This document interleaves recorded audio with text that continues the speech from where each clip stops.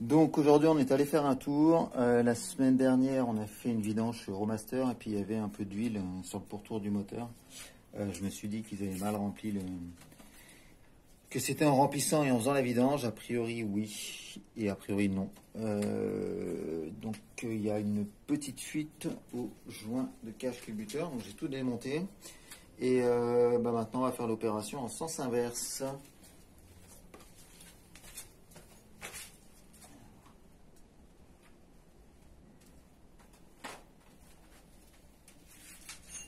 Voici le joint neuf.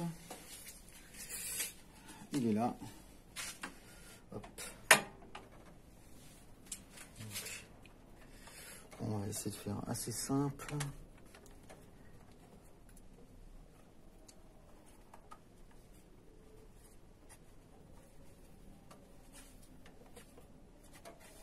Voilà. Donc l'idée est de bien le mettre. Et ensuite de remettre le cache culbuteur là.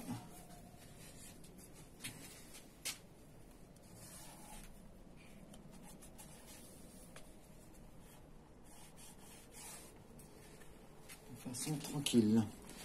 Alors pour ce faire on fait gaffe. On soulève tout ce qu'on a enlevé.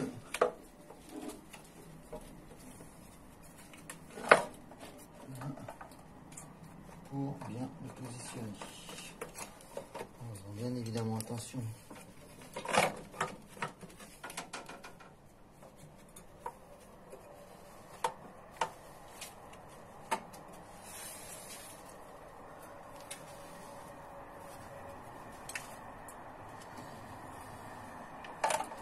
En faisant attention à ce que ça ne fasse pas ce que ça va faire, c'est-à-dire que le joint se barre.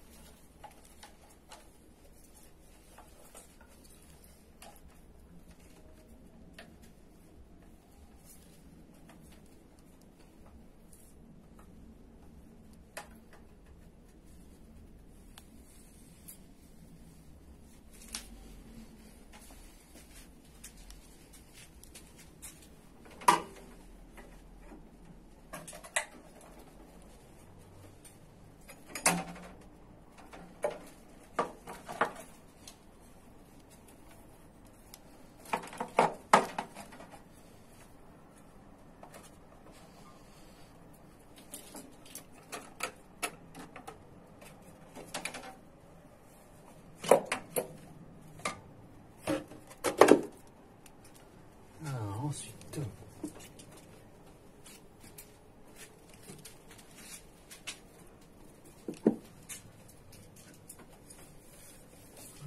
bien vérifier. Ensuite, il y a 50 000 vis à remettre et autres. Donc là, on voit les puits de bougie. On voit le tuyau d'arrivée d'air qui est derrière, qui va également falloir bien évidemment repositionner le tuyau d'arrivée d'air qui est là.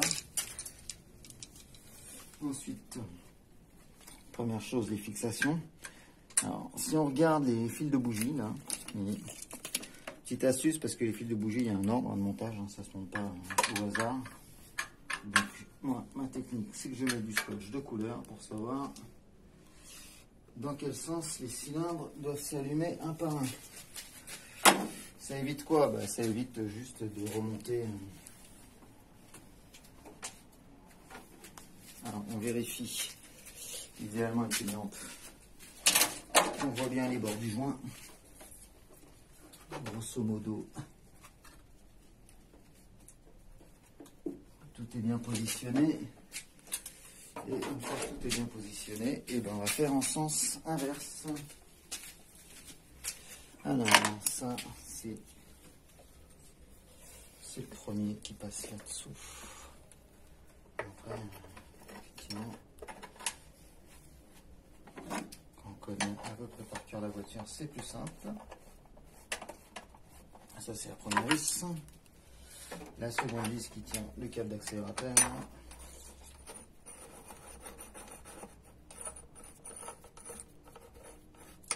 Donc on ne serre pas trop fort au début, pas la peine. Ça va. Alors ça tient la durite. Une durite de refroidissement qu'on met là dedans.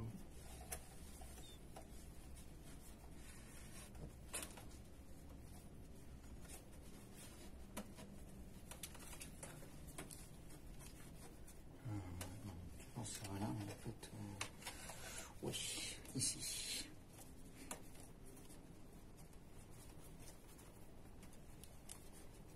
Voilà. Et le dernier qui est là.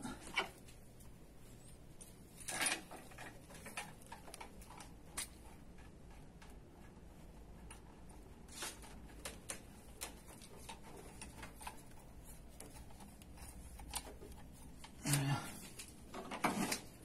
Ensuite, on serre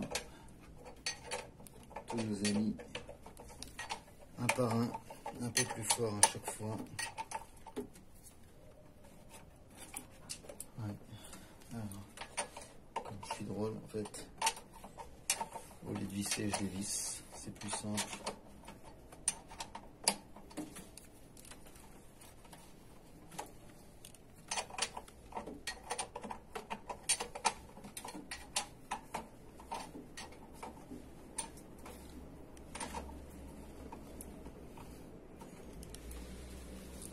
Voilà. Voilà. Et hop. Alors pour l'instant, comme je ne sais pas, je serre léger et puis j'ai vérifié dans le livret technique le couple de serrage. Pour le faire à la clé dynamométrique. Ensuite, on va remonter ce tube.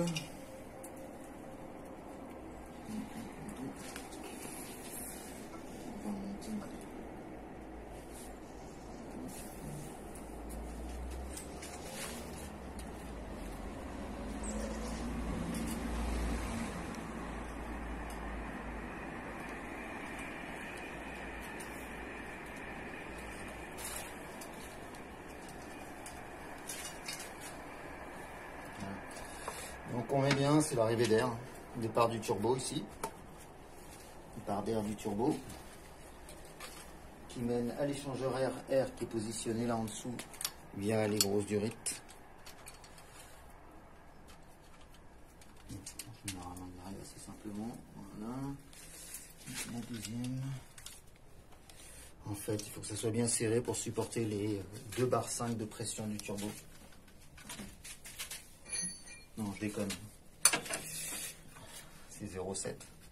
0,75 en théorie. En tout cas, ce que j'avais vérifié.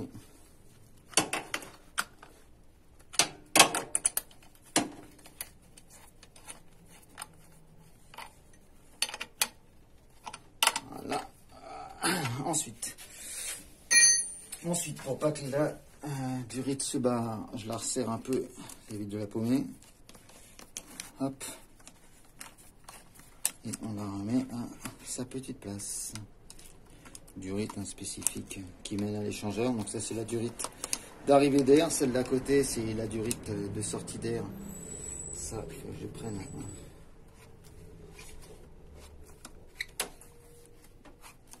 Hop. On peut la resserrer avec une clé Allen aussi. Oui. Ok, donc celle-ci aussi là, qui est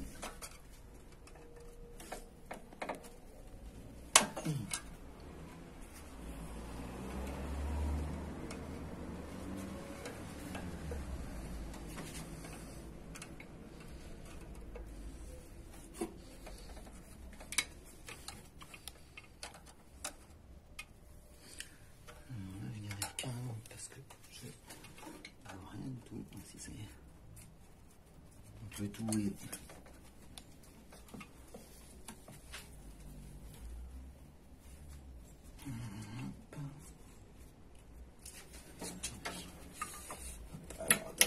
petite seconde. Voilà, ça c'est quoi? Ça c'est la durite du reniflard qui va de là au reniflard. Voilà. Ça, l'idée c'est que si ça veut bien, je vois rien du tout là.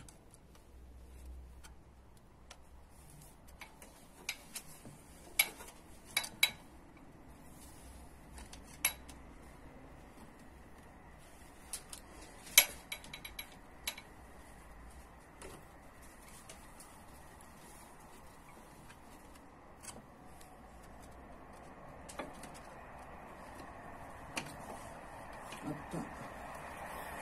Là, on est pas mal là.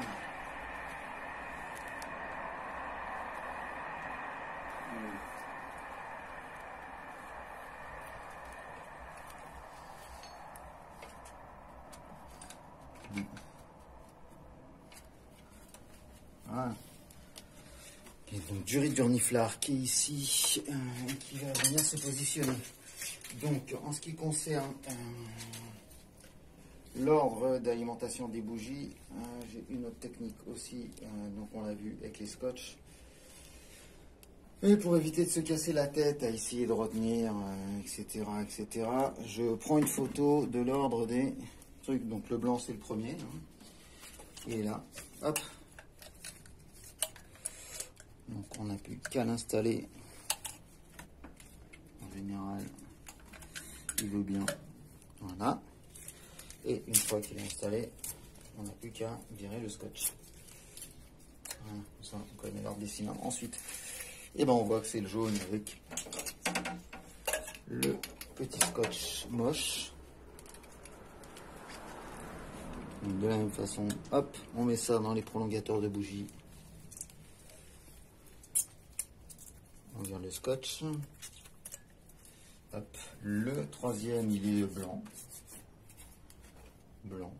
Donc ça c'est le noir, donc c'est le dernier. Alors ça, oui, ça c'est le... Ça va là. Ça c'est le reniflard. Donc c'est, il aspire les vapeurs d'huile par ici, qui vont là, qui partent ici. Il est parti par ici. Il me reste encore des bougies à alimenter. Ça c'est rien. On va s'en sortir. Ne croyons pas. Alors, je sais pas combien de temps il faut pour changer. Voilà, il n'y a pas une pression énorme, on n'a pas besoin de serrer. Il descend, donc l'huile en fait est reniflée par la sortie du. Là, d'où on met l'huile. Ça part dans le décanteur qui est ici, donc par ce tuyau là. Ce tuyau là ramène au décanteur. Ici, là, vous avez le décanteur qui retombe en bas du moteur, qui ramène l'huile, et puis il y a une partie des vapeurs qui partent ici, et qui sont renvoyées dans la grosse durite d'admission d'air. Donc il y a de l'huile qui rentre par là, qui rentre dans le turbo, qui est renvoyé dans l'air et qui est brûlé, quoi. Juste brûlé.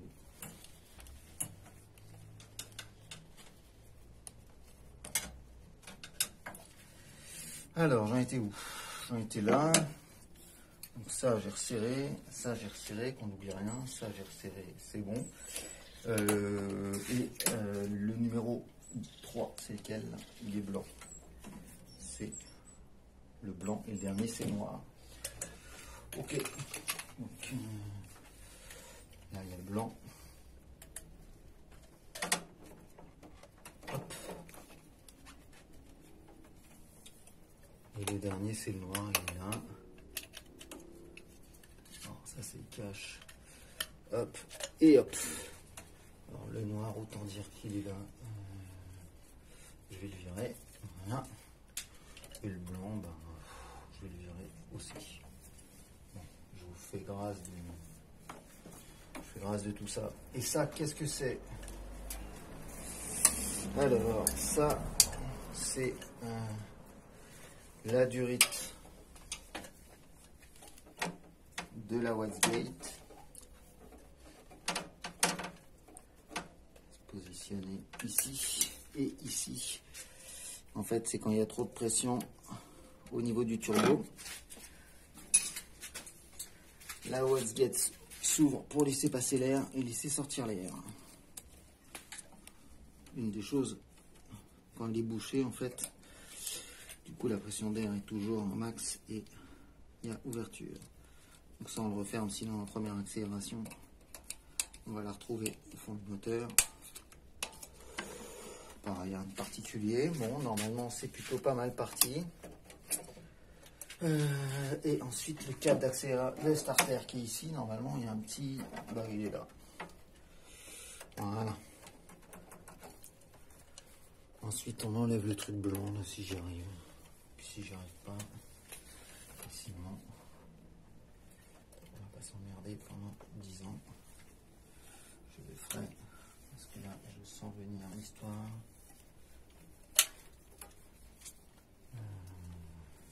Démarre 12 secondes. Voilà peut-être. Voilà. C'est beau. Si voilà. A priori voilà. Voilà.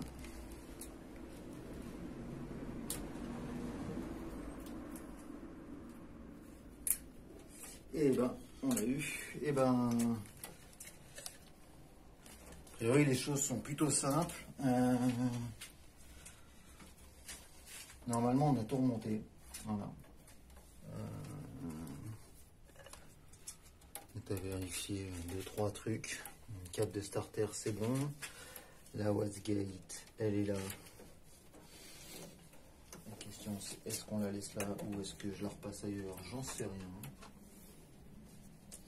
Non, je crois que je vais le laisser là. Pas de raison de... Je vais plutôt mettre le câble de starter en bas et la wastegate en haut. Ça lui évite de passer au-dessus du turbo. Et puis, bah voilà, normalement c'est fini. Il ne reste plus qu'à faire un essai au niveau des coupes de serrage.